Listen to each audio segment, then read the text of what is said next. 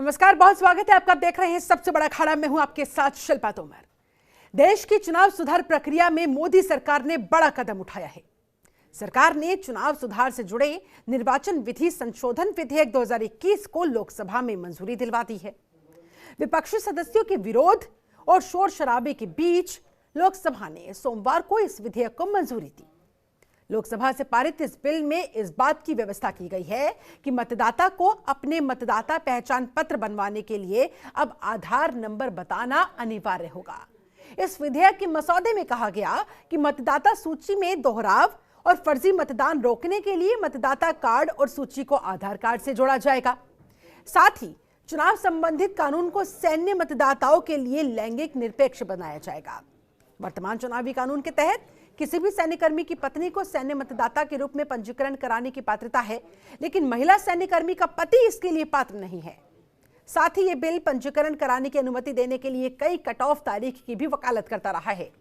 आयोग ने सरकार से कहा था 1 जनवरी की कट ऑफ तिथि के कारण मतदाता सूची से अनेक युवा वंचित रह जाते हैं। केवल एक कट ऑफ तिथि होने की वजह से 2 जनवरी या इसके बाद 18 साल की आयु पूरी करने वाले व्यक्ति पंजीकृत नहीं हो पाते और उन्हें पंजीकरण कराने के लिए अगले साल का इंतजार करना पड़ता था। इसके अलावा मतदाता सूची में फर्जीवाड़े को रोकने के उद्देश्य से भी सरकार ने यह बड़ा कदम उठाया। हालांकि विपक्षी दलों ने इसका संसद में जमकर विरोध किया। इसमें मतदाता सूची में दोहराव और फर्जी मतदान रोकने के लिए मतदाता पहचान कार्ड और सूची को आधार कार्ड से जोड़ने का प्रस्ताव रखा गया। निचले सदन में कांग्रेस, तृणमूल कांग्रेस, एआईएमआईएम और आरएसपी के अलावा बसपा जैसे दलों ने भी इस विधेयक का विरोध किया है। कांग्रेस ने विधेयक को विचार के लिए संसद की स्थायी समिति को भी भेजने की मांग रखी। विपक्षी दलों ने इसे सुप्रीम कोर्ट के फैसले के खिलाफ बताया, संविधान से प्राप्त मौलिक अधिकारों और निजता के अधिकार का भी उल्लंघन करने वाला बताया। वहीं कानून मंत्री किरण रिजिजू की माने तो उन्होंने इस बिल को लोकसभा में पेश करते हुए कहा, इसका विरोध करने को लेकर जो तर्क दिया जा रहा है वो तर्क सुप्रीम कोर्ट के फैसले को गलत तरीके से पेश करने की कोशिश है। यह बिल सुप्रीम कोर्ट के फैसले के हिसाब से ही है, उन्होंने इस बात पर जोर दिया। तो आखिर बड़ा सवाल ये कि सरकार आधार कार्ड से वोटर आई कार्ड को जोड़कर क्या करना चाहती है? विपक्ष को इसमें क्यों आपत्ति है? आम जनता की जिंदगी पर इस विधेयक से क्या फर्क पड़ेगा? विपक्ष को इसमें निजता का हनन क्यों दिखाई दे रहा है, कैसे दिखाई दे रहा है? आज की चर्चा इसी मुद्दे पर। चाहते हैं कि देश में जो इलेक्टोरल रोल है, सूची है, चुनाव सूची है, वो अच्छा हो, सही हो, जेन्युइन हो, ये सब चाहते हैं। इलेक्शन कमीशन भी यही चाहते हैं। तो इसमें एक प्रावधान डाला गया है कि आधार कार्ड जो एक नागरिक के पास या जो एक ऑर्डिनरी रेसिडेंट के पास आधार कार्ड है, उसको इलेक्टोरल रोल के साथ लिंक करने का एक प्रावधान रखा है। ये वॉलंटरी है, कंपल्सरी नहीं है, मैंडेटरी नहीं है। तो मुझे लगता है कि ये बहुत अच्छा चुनाव सुधार का जो प्रपोजल लेके सरकार आए हैं, उसको पूरा सदन समर्थन करेंगे।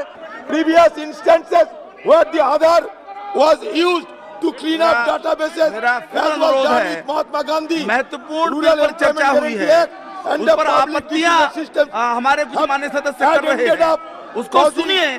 प्लीज अपनी सीट पर वापस जाइए। Deletion of people from database, sir. Raising data security, sir. We do not have the data protection law, right at this moment at our disposal. So you cannot bulldoze this kind of legislative document, नहीं है, which is replete with legal infirmities. तो इस मसले पर प्रतिक्रिया आपने सुनी, पक्ष की भी विपक्ष की भी। बहुत सारे गंभीर सवाल भी खड़े होते हुए, मसलन आधार से जुड़ेगा वोटर कार्ड, फर्जी वोटिंग का क्या हो जाएगा फिर सुपड़ा साफ? तो ऐसी बात पर सरकार का फिलहाल फोकस और इसी के मद्देनजर ये विधेयक लाया गया और लोकसभा में पास करवा लिया गया। अगला बड़ा सवाल, 18 साल 4 साल में 4 बार वोटर आईडी में अब जुड़ेंगे ना? जो प्रावधान इसमें रखा गया है, चुनाव सुधार कानून विपक्ष को क्यों है परेशानी? विपक्ष के बोल कैसे निजता के हनन के उठ रहे हैं सवाल, यह भी महत्वपूर्ण सवाल।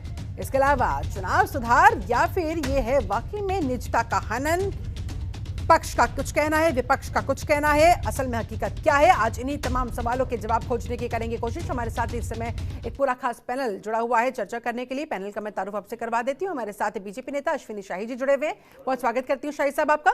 हमारे साथ कांग्रेस प्रवक्ता स्वाति मलिक जी जुड़ी हुई है, बहुत स्वागत है मैम आपका।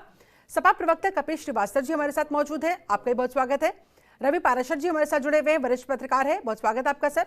प्रोफेसर अमित उपाध्याय भी राजनीतिक विशेषज्ञ के तौर पर हमारे साथ जुड़ चुके हैं, आपका भी बहुत बहुत स्वागत करती हूं। लेकिन चर्चा की शुरुआत सबसे पहले स्वाति मलिक जी आपके साथ करना चाहूंगी। आधार कार्ड को वोटर कार्ड से जोड़ना, इसमें विपक्ष को क्या आपत्ति है और क्यों आपत्ति है? क्यों विपक्ष से निजता का हनन बता रहा है? ये कैसे हो पाएगा, जरा आम लोगों को समझाइए। देश के लोग आज आपको देख रहे हैं, सुन रहे हैं। शिल्पा जी, इसमें जो सबसे बड़ी बात अभी हुई है, अगर आपने ध्यान दिया हो कि जो पुट्टुस्वामी की जो जजमेंट थी, जो हमारे आधार कार्ड की जो जजमेंट थी, जो सुप्रीम कोर्ट ने 2018 में दी थी, उसमें आधार कार्ड की सिर्फ दो चीजें अलाउ की थी सुप्रीम कोर्ट ने। एक ये था कि आप इसे as a welfare scheme use कर सकते हैं, दूसरा ये था कि अपने आधार कार्ड को पैन कार्ड से आप सिंक कर सकते हैं। ये दो चीजों की परमिशन दी थी सिर्फ। उसके अलावा अब बीजेपी जो कर रही है, सेंट्रल गवर्नमेंट जो कर रही है, वो उस पूरा जो जजमेंट का लेटर एंड स्पिरिट था, जिस प्रिवेसी को हमें प्रोटेक्ट किया था सुप्रीम कोर्ट ने, उसको एकदम साइड बाईपास करके इन्होंने आज ये बिल पास किया है, जो कि पुट्टुस्वामी जो सुप्रीम कोर्ट के आदेश के खिलाफ है। मैं तो कह रही हूँ कंटेम्प्ट है बल्कि, क्योंकि उन्होंने दो चीजें अलाउ की, उससे आगे बढ़े हैं। दूसरी बात यह है कि ब्रीच ऑफ प्रिवेसी, आज के दिन हमारे पास डेटा प्रोटेक्शन बिल तो है नहीं, लेकिन हाँ ये जरूर कि जो भी हमारा डेटा है, अब ये इसको इलेक्ट्रॉनिक से भी कनेक्ट करके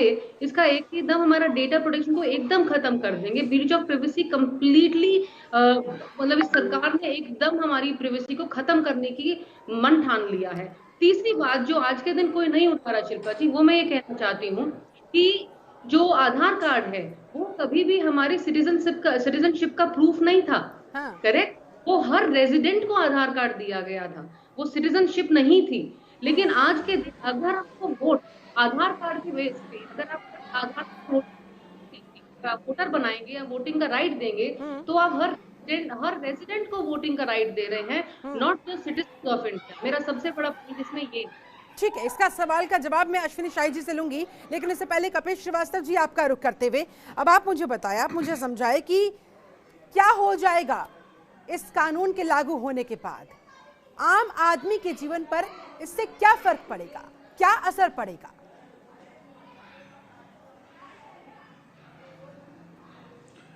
देखिए तोमर जी, बहुत सीधी सी बात यह है कि ये सरकार हमेशा कोई ना कोई जो भी बिल लाती है वो बिना किसी डिस्कशन के आनन फानन में ले आती है।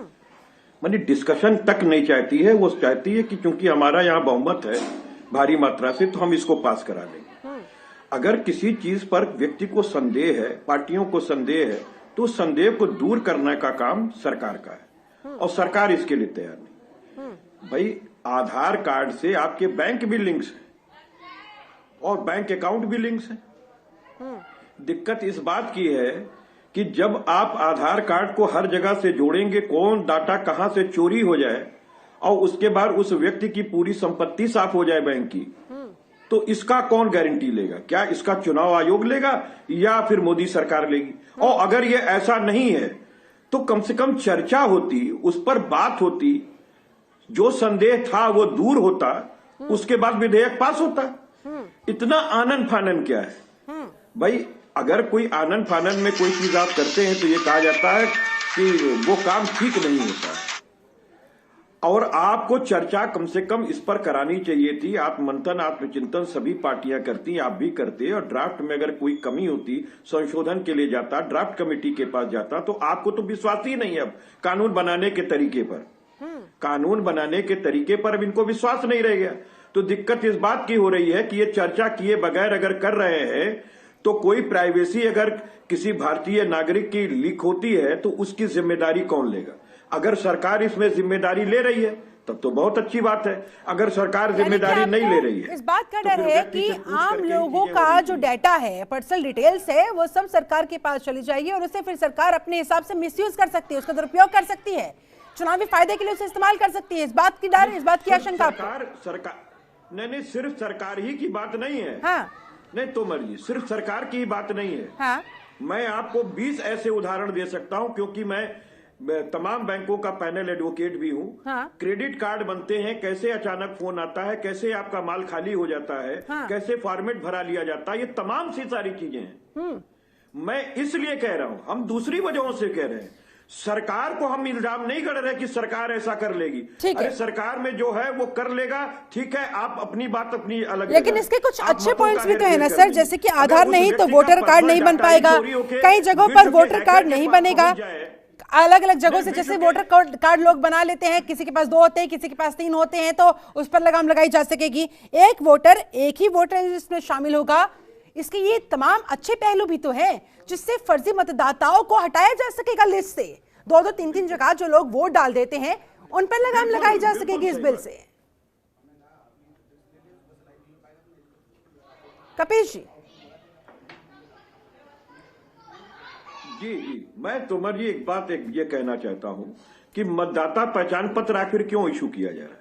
हम ये कहते हैं कि मतदाता पहचान पत्र इशू करने से पहले आप उस व्यक्ति की जैसे आधार के अंदर रेटिना से लेकर के और फिंगर प्रिंटिंग से लेकर सारी चीज होती है, आप उसको करिए, उसको मतदाता बनाइए और प्रत्येक मतदाता को एक आइडेंटिटी नंबर दे दीजिए। लेकिन उसको लिंक करने की क्या जरूरत है, ताकि उसकी सारी प्राइवेसी, बैंक से लेकर के सारे अकाउंट, अगर मान लीजिए विदेश कोई हैक कर ले, आपको देखा होगा डिफेंस मिनिस्ट्री की चीजें हैक हो गई, ठीक है, इकोनॉमिक मिनिस्ट्री की चीजें हैक हो गई, तो चाइना में 1 नंबर के हैकर्स पड़े हुए हैं। सरकार अगर इस बात की गारंटी करे तो कोई दिक्कत नहीं है, हैक होने में कोई बड़ी बात नहीं है। चलिए ठीक है, अश्विनी शाही जी सीधे आप ही के पास आते हुए, देखिए सर, बहुत सारे गंभीर आरोप, आधार एक्ट विधायी क्षमता के बाहर है इसलिए बॉयकॉट कांग्रेस कर रही है। देश में डेटा प्रोटेक्शन एक्ट नहीं है, कुछ हैक हो गया, डेटा लीक हो गया तो आप लोग क्या करेंगे। सुप्रीम कोर्ट के फैसले का आप लोग उल्लंघन कर रहे हैं और फिर ऊपर से कह रहे हैं कि हम तो भाई चुनाव सुधार के लिए ये बिल लेकर आए हैं, और फिर ऊपर से एक और बिल जो बिना चर्चा के आपने पास करवा लिया क्योंकि आपके पास संख्या बल है।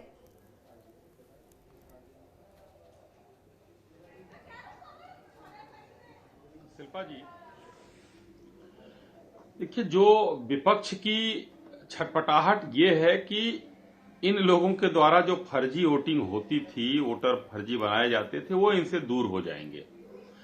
कहीं इसमें सुप्रीम कोर्ट के पुत्तस्वामी रिपोर्ट का हमारे कांग्रेस की साथी ने अभी जिक्र किया, हाँ। उसमें कहीं नहीं लिखा है, ऐसी कोई चीज नहीं है कि जिसमें वोटर आईडी को उससे न जोड़ा जाए। उसमें अन्य चीजें लिखी हैं, लेकिन ये कहीं नहीं लिखा है, और न माननीय सुप्रीम कोर्ट का भी कोई ऐसा निर्देश नहीं है कि वोटर आईडी कार्ड को न जोड़ा जाए। दूसरी चीज, सपा के भाई कपिश जी कह रहे थे डेटा चोरी हो जाएगा और बैंक से सारी संपत्ति गायब हो जाएगी। मैं तो ये कह रहा हूं कि जब 130 करोड़ का यूडीएआई ने आधार जारी किया है तो सारा डेटा तो सरकार के पास है, और डेटा जो है उसकी क्या कहते हैं, इसका एक बार पहले भी जिक्र हुआ था, तो चुनाव आयोग ने कहा है, सरकार को बताया है, कानून मंत्रालय को बताया है कि हम उस पर निजता का संपूर्ण ध्यान रखते हुए कोई डेटा चोरी का उसमें सवाल ही नहीं है, तब कानून मंत्रालय ने इसको पास कराया है। ऐसा नहीं है एक आदमी 3 जगह 4 जगह वोटर है। एक घटना हुई तेलंगाना और आंध्रा का, मैं आपको करना चाहता हूं, लगभग 51-52 लाख लोगों का नाम गायब हो गया। जब चुनाव आयोग ने रेक्टिफिकेशन किया, बहुत हल्ला मचा, रेक्टिफिकेशन हुआ, रेक्टिफिकेशन में 40 लाख लोग टर्नअप ही नहीं हुए। अब सोचिए कितने गलत बने हैं। 40 लाख लोग इसलिए टर्नअप नहीं हुए कि 2-2 जगह 3-3 जगह नाम था उनका, तो 40 लाख लोग नहीं आए। तो पूरे देश में सोचिए क्या स्थिति होगी।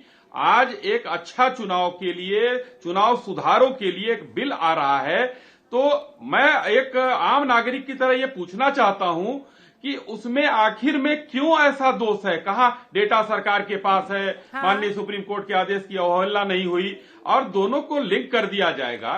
वोटर जो है अगर एक जगह हो जाएंगे, आधार से लिंक हो जाएंगे, तो क्या दिक्कत क्या है किसी की? हाँ। यही दिक्कत तो जानने की कर रहे हैं। ये दर्द है। स्वाति मलिक जी आपके पास आते हुए, और एक बार ये दर्द है। कपिल श्रीवास्तव जी कुछ कहना चाह रहे हैं, करा लेते हैं। ठीक है। अश्विनी शाही जी, दर्द क्या है बात इसमें? फिर से वहीं पर आ जाती है कि चलिए ठीक है, आप बहुत अच्छा बिल लेकर आए हैं, लेकिन चर्चा कराने से आप क्यों डरते हैं फिर? क्यों चर्चा कराए बिना ही एक बार फिर से एक और बिल को आपने पास करवा लिया, और हर बार विपक्ष को इसी बात की आपत्ति होती है? चर्चा कराते नहीं है, संख्या बल आपके पास है, आराम से पास करवा लेते हैं। शिल्पा जी मैं कम से कम 50 बिल का नाम ले सकता हूँ हाँ। जो पूर्ववर्ती सरकारों ने बगैर चर्चा के पास कराया है। पूर्ववर्ती सरकारों की, आज ये विपक्ष में बैठे जिनको ले लीजिए, 2-4 ले लीजिए, 4-6 ले लीजिए। वहां पर बैठकर माननीय मंत्री जी ने 4-6 ले लीजिए, ने बोला, बताइए और कौन से बिल। मनीष तिवारी जी ने उसका विरोध किया, तो ये चर्चा नहीं है तो क्या है? माननीय Manish Tiwari, Adhir Ranjan Chowdhury, food security bill पे चर्चा हुई थी कि नहीं हुई थी? उस पर बोला जब, अरे भाई इस पर आज उनका बयान आया कि नहीं आया? चलिए ठीक है, मनीष तिवारी जी का, अधीर रंजन भूमि चौधरी जी अधिग्रहण का, ठीक है, रवि पाराशर भी हमारे साथ वर्चुअल के साथ जुड़े हुए। सर ठीक है सर, आप दोनों के पास में लौटती हूँ सर, और भी पैनलिस्ट इस समय हमारे साथ जुड़े हुए हैं। रवि जी, चुनाव सुधार या फिर निजता का हनन, वोटिंग राइट छीनने की कोशिश का भी आरोप लगाया जा रहा है, पर्सनल डिटेल्स का मिसयूज होने का आशंका जताई जा रही है। कितने सही है ये तमाम आरोप? क्या कहता है इस पर आपका विश्लेषण? शिल्पा जी, आपके प्रश्न को मैं 2 हिस्से में तोड़ के इसका जवाब देना चाहूंगा। जी। पहला जो मूल प्रश्न है कि क्या दुनिया के सबसे बड़े लोकतांत्रिक देश भारत में चुनाव सुधार की कोई जरूरत है या नहीं है? तो मुझे लगता है कि चुनाव सुधार की बिल्कुल जरूरत है। बहुत सारे मसले ऐसे हैं जिन पर सामाजिक मंचों पर, बौद्धिक मंचों पर बहुत बार चर्चा हो चुकी। चुनाव एक साथ नहीं होते, हर साल 6 महीने में लगातार देश चुनाव से जूझ रहा है। बिल्कुल। इसके अलावा अनिवार्य वोटिंग का मसला है, स्टेट फंडिंग का मसला है, और बहुत सारे मसले हैं। और ये जो बिल आया है, अब इसकी बात कर लेते हैं। तो चुनाव सुधार की तो मूलतः जरूरत है, इर्रेस्पेक्टिव इसके कि केंद्र में किसकी सरकार होती है। और लगातार चुनाव सुधार किए भी हैं, कांग्रेस की सरकारों ने भी किए हैं, संयुक्त मोर्चा सरकार के समय भी ये चिंतन काफी चला। चुनाव आयोग भी इस मामले में काफी सतर्क और सक्रिय रहा। आपको पता है कि जो पहला चुनाव हुआ उसमें तो कैंडिडेट के नाम के बॉक्स रखे जाते थे और सफेद पेपर पे बैलेट लगा के बॉक्सेस में डाला जाता था। तब से फिर चुनाव वोटिंग मशीन आई, उसको लेके बहुत चर्चा हुई, विपक्ष ने बहुत हो हल्ला किया। लेकिन जब खुद विपक्ष की सरकारें बनी तो वो चुप हो जाते हैं। चुनाव आयोग ने बाकायदा विपक्ष को, हाँ नहीं सही कह रहे हैं, मुझे भी अपनी बात कह लेने दीजिए वागीश जी, मैं आपकी बात से सहमत हूं। ठीक है सर। वोटिंग मशीन को लेके बहुत बवाल हुआ। जब भी चुनाव कोई पार्टी या गठबंधन हारता है वो वोटिंग मशीन के मत्थे, जबकि सुप्रीम कोर्ट के फैसले के हवाले से इस बिल का विरोध किया जा रहा है। सुप्रीम कोर्ट खुद वोटिंग मशीन की वैलिडिटी पर मोहर लगा चुका है। रवि जी, तो क्या वाकई में सुप्रीम कोर्ट का उसके फैसले का उल्लंघन है? जो बात विपक्ष की तरफ से कही जा रही है, क्या वो सही है? नहीं, देखिए, क्लैरिटी लाइए। देखिए शिल्पा, इसमें 2 बातें मैं कहना चाहूंगा। पहली बात तो सुप्रीम कोर्ट या किसी भी कोर्ट के किसी भी फैसले को समग्रता के साथ पढ़ना चाहिए, उसको समग्रता के साथ उसका अध्ययन होना चाहिए। उसमें ऐसा नहीं है कि ये इनकार कर दिया तो वही हम बात कहें कि सुप्रीम कोर्ट ने इससे इनकार कर दिया। जो सुप्रीम कोर्ट ने मान्यता दी इनकम टैक्स रिटर्न को आधार लिंक करने के आपके पैन कार्ड के जरिए, इसका भी हमें उल्लेख करना चाहिए। आधे अधूरे माफी के साथ आपको रोकना चाहूंगी। एक चीज, और दूसरी चीज ये है इसी पॉइंट से हम चर्चा को आगे बढ़ाएंगे। प्रोफेसर अमित उपाध्याय के पास भी मैं जाऊंगी, लेकिन फिलहाल मेरी मजबूरी है, मुझे यहाँ पर रुकना होगा। बहुत छोटे से ब्रेक के लिए, ब्रेक के बाद चर्चा की शुरुआत रवि पाराशर जी आप ही के साथ करूंगी। बहुत छोटे से ब्रेक, लौटते हैं। चल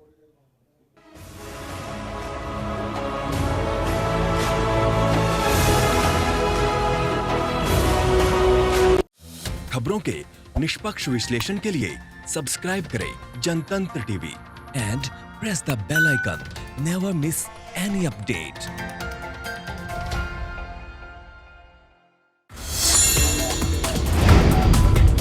Download the Janatantra TV app, available on Google Play and App Store. Download it now.